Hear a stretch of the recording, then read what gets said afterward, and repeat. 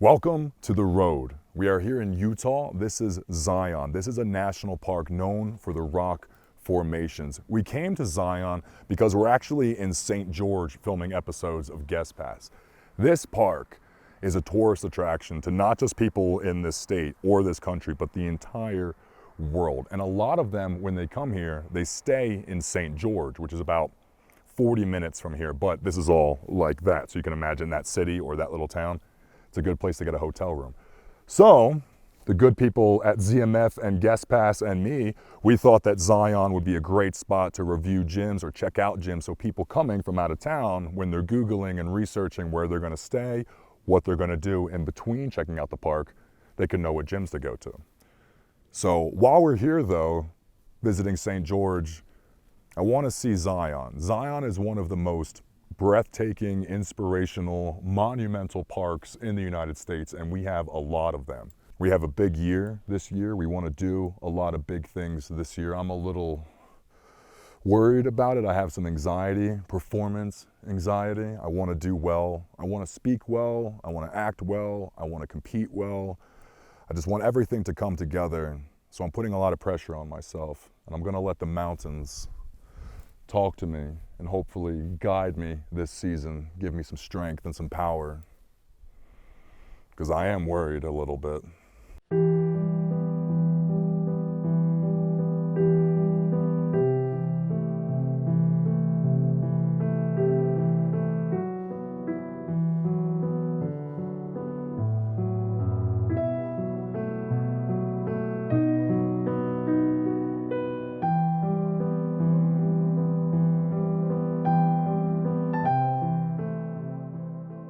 2007, I was 17 years old and I was a busboy.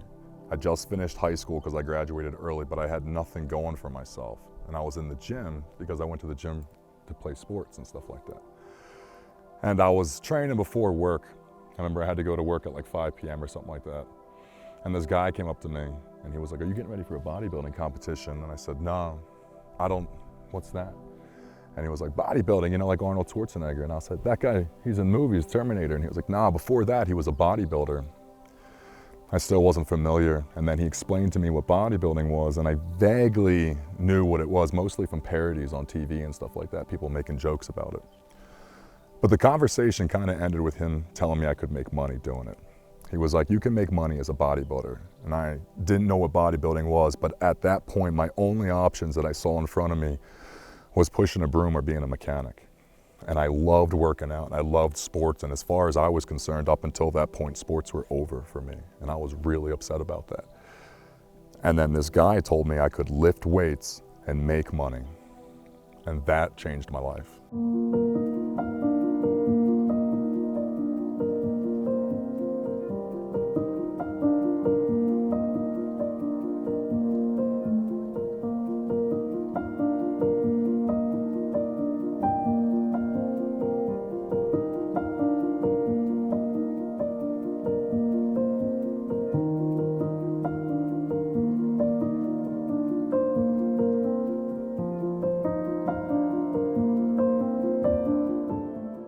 That conversation really changed my life because I didn't know that there was a group of guys who also loved the weights as much as I did. I kind of thought what I was doing, I was the only one doing it. I got into weightlifting for sports. That's what I wanted to do. Run faster, jump higher, ride my motorcycle faster. When school was finished and sports were finished, I didn't know what to do with myself. I kept going to the gym.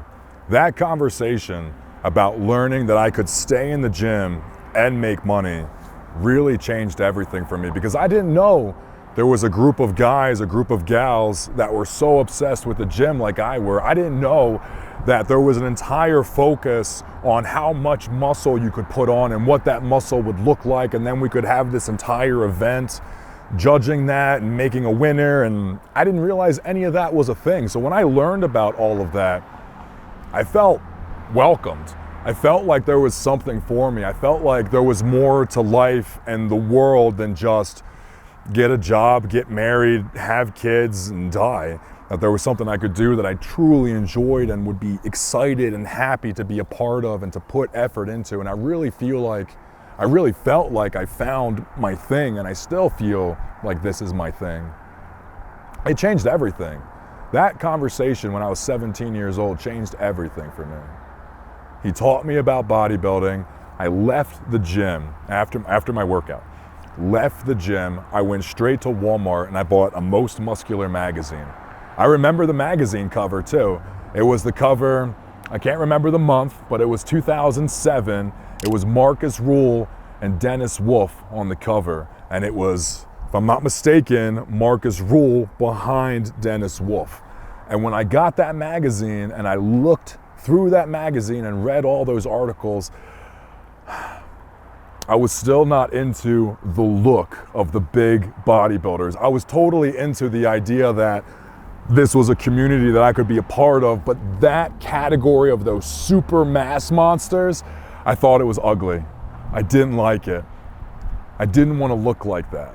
I wanted to be somewhere in the middle between where I was and what they had. And I knew that if they were able to do that, then me falling in the middle wasn't impossible. This is the tunnel in Zion. I'm not exactly sure which mountain we are going through, but by golly, we are going through it. This is probably one of the longest tunnels I have ever been in.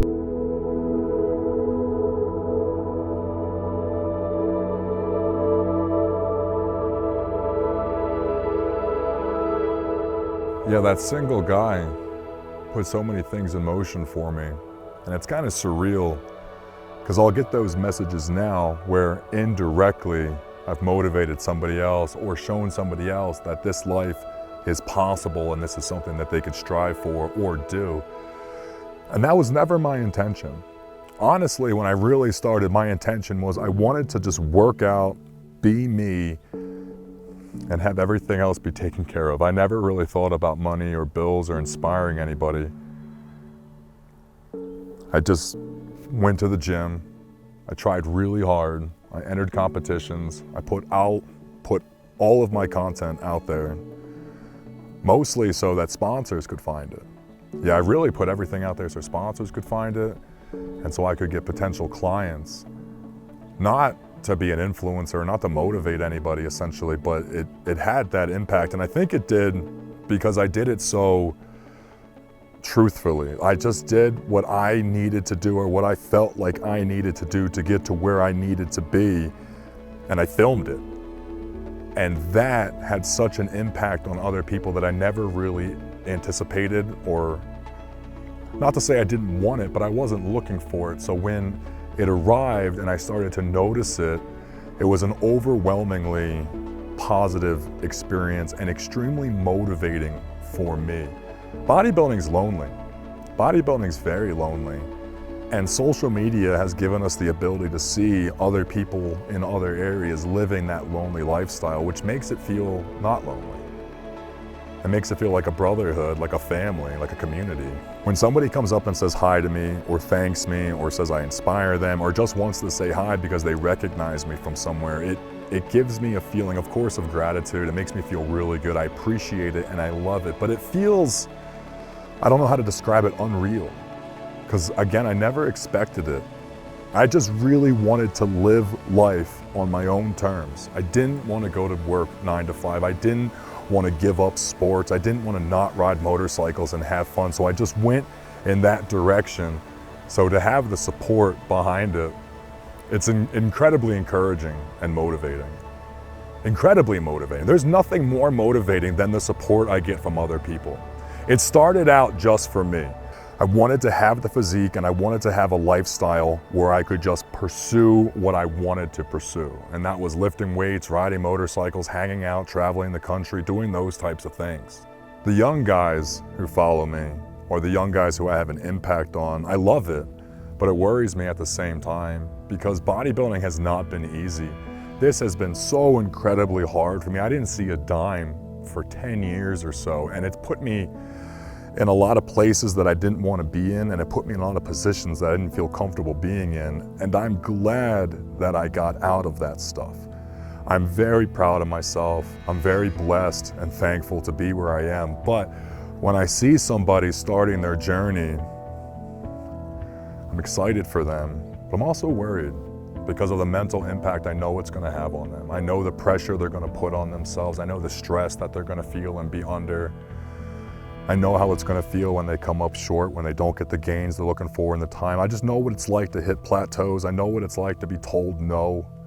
I know what it's like to fail, and it hurts. It hurts a lot, and it's something we have to deal with. We all have to deal with it, and we have to get over it and get through it, however you want to word that. But it is something that when I see these young, excited faces, as motivating as it is for both of us, I know it's going to be painful too.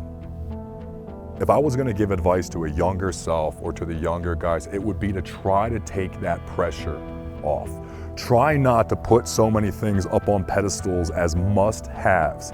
You must have 22-inch arms. You must win first place. You must weigh 265. You must. You must eat your food, train hard, put yourself out there, and try to keep a positive outlook about it, because it's going to be awful at times, and you alone will talk yourself and bring anxiety to a place where you will just crush any potential that you might have had.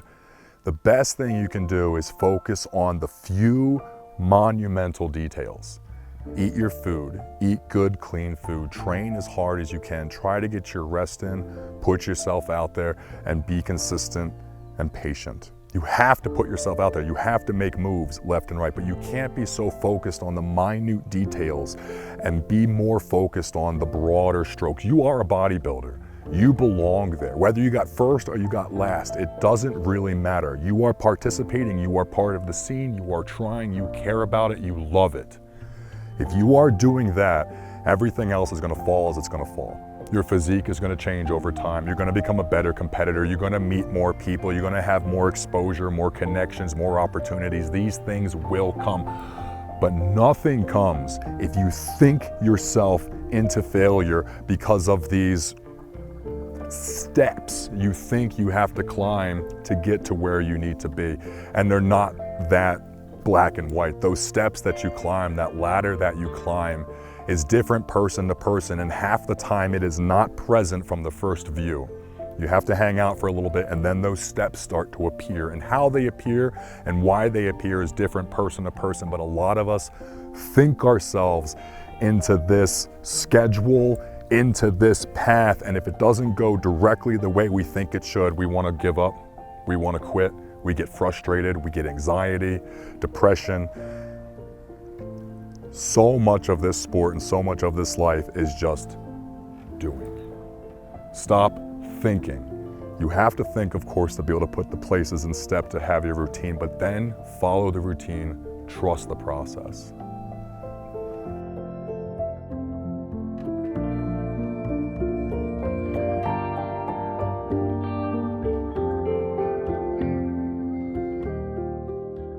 I was 17 years old, sitting in that restaurant before we opened, eating staff meal, reading my muscular development magazine, when I made the decision that I was gonna be a bodybuilder. I was gonna work in the fitness industry, and this was gonna be my life, this was gonna be my future, and I went full in, not really understanding what I was getting into or what I really wanted or how I was gonna do it, but I went full in. And I remember I was signed up to be a mechanic. Everything was in place. The loan was in place, the school was in place, the schedule was in place, what I was gonna do, and certified, specialized, everything was in place. I did that for my father because he really wanted me to have something stable. But he didn't know I was gonna be a famous bodybuilder. He didn't know that. And I was living by myself at the time in an apartment that I couldn't afford. Not because it was nice, just because I was so broke.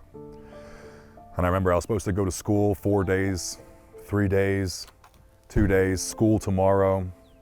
I woke up for the alarm clock, and I turned off that alarm clock, and I said, I'm a bodybuilder, I'm gonna go to the gym.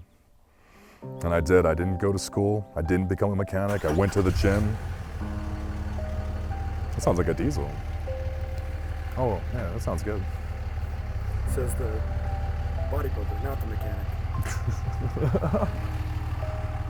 Oh, it is a diesel. Instead of going to school, I went to the gym. When I was done the gym, I went to my busboy job that I soon got fired from. And then from the busboy job that I no longer had, I started working security. I really couldn't pay my bills. And then I had to move back home to my father. So I moved out to go be a bodybuilder. I had these big dreams and big ambitions, fell flat on my face. 18, 19 years old, I had to come back to my father after I didn't go to school, after I told him I was gonna make it. And with no money, nothing going for me. Still had a plan to be a bodybuilder though. I came back and moved back in with my parents. Moved back in with my dad, worked out in the basement, body weight stuff, got a job selling fish. I sold seafood, like the fish would come in off the docks, we would grab it, skin it, fillet it, put the ice in the case, put the fish in the case. People would show up, they'd say, hey, can I get a pound of salmon? I'd have a little paper hat on. I would say, absolutely, I would cut it, touch under, is that okay? Oh, that's okay. Would you like me to skin it? Skin it, fold it up in the paper, send it on their way. End of the night, I would close up. I ended up doing that for 3 years, almost 3 years, 12-hour shifts. I would get there at 7 o'clock in the morning, 7:30, give or take. We would open up the doors.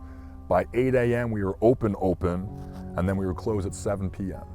And that was my day, 4 days a week, because we did 3 12-hour shifts and then 1, 4-hour shift. So 3.5 days a week.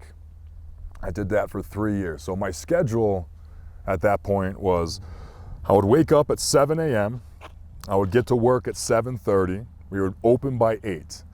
By 7 p.m., we would close. I would get out of there, I would get to the gym around 8. I would work out from about 8 to 9, 9:30. Around 10:15, I would show up at my Moonlighting gig where I ran a bar for security. From 10:15 till about 2 in the morning, I would work security. We would get out of there around like 2:15, 2:30 in the morning.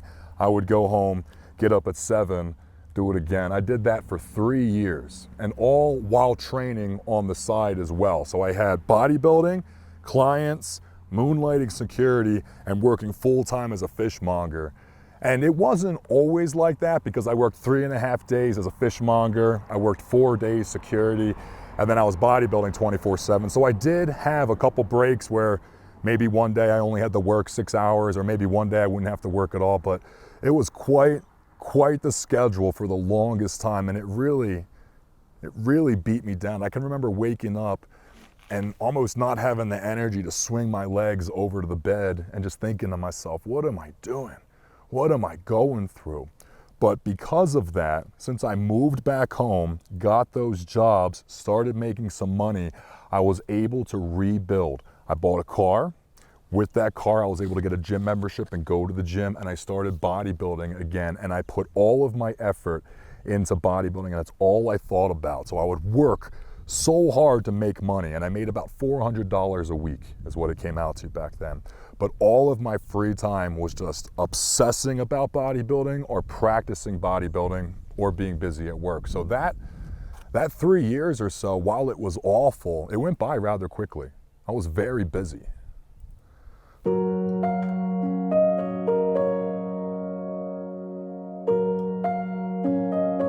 And that was tough. That was a long time. But then, because of that, because of all of that work, I was able to compete, I was able to finance bodybuilding, and from that, I moved to North Carolina and I opened up my own training company. And that was the first time that I felt like I was actually starting to start my career in the bodybuilding and fitness industry. And it was such a good feeling. I moved, I changed the scene, I changed the people, I had a new company, I was training people, I had clients, things seemed like they were going really well, and they were going really well. I was training people under my own name, which was something that made me feel very proud and very happy. And then from that success, I was able to go to Vegas, that is even a bigger fitness capital. And from there, the social media started to take off, because now I had the background of competing, I had my own company, and I had the backdrop of Las Vegas. So it was like, I started slow with an idea, it was hard to get my feet, I lost myself, I built back slowly, it started to grow, I put in pieces, I started to learn more, I started to expand, And it has ended up being the best adventure I think that I have ever been on. I don't regret anything. Now I look back and I'm like, that was hard. And I look back at the moments, I can remember the thought process. I was sad, I was depressed, I was scared, I was anxious, but it was all so worth it because it compiled in a good way. I was going through that stuff, but yeah, I was finding my way. And every time I found a new step, I climbed above that anxiety. I climbed above that uncertainty, and I started to see things clearer and clearer and clearer. And once the snowball was developed and I started to push it, it did. It started to roll and build momentum and build momentum. So even though in the beginning it did almost seem impossible, and in the beginning I almost didn't totally believe in myself because of how much I was having to do outside of fitness to just be part of the fitness scene. But man, did it all come together little by little. And I love it. I wouldn't change it for anything. I wouldn't change any of it for anything. I have so much fun. I love life. I love waking up every single day. If I could have one thing, one ask, it would be to just have this until it's over. Keep going, keep pushing, keep trying different things, different ideas. Don't lose the faith. Every step forward is monumental because most people stop walking. Keep going forward. It works. I did it. It's awesome. And I want you to say that too. I want you to wake up every day and say, this is awesome.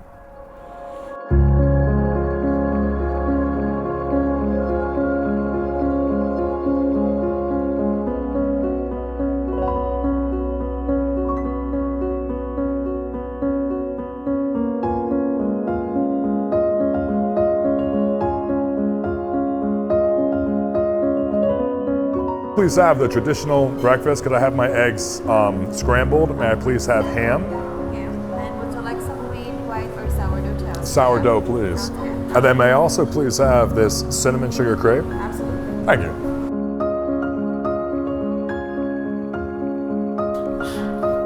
Fantastic. Wow. Look at this. So this is Mimi's. It is right outside of Zion. I mean, right outside of Zion. Breakfast, lunch, dinner, and so far, this is a delicious potato. We are here in St. George, Utah. We just finished up an episode of Guest Pass at Steve Cook's gym. Fantastic facility. We saw this gym, we saw 3 other gyms, all summit locations, which were fantastic. We went to Zion, we spoke to the mountains. They gave me inspiration, they gave me hope, they gave me motivation. I am ready to do work. We are planning out episodes of Guest Pass still, so we will be in Nashville, but I feel very strong we'll do something before then. So where the road leads next, I'm not exactly sure, but I'm excited to see where it leads next. The road of life. You never know what's gonna happen, where it's gonna go, but I'm excited for it. I got my microphone, I got Timmy. We're gonna go and see what happens next. It's exciting.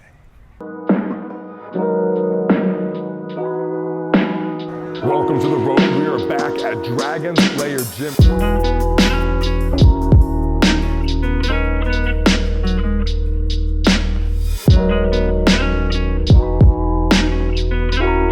Yeah, I like coaching a lot because I like bodybuilding, I like fitness, I like going to the gym. So for me, it's kind of like just getting to hang out in the gym all day. Even if it's on the internet, I'm still looking at gym stuff, thinking about gym stuff. So I really like it.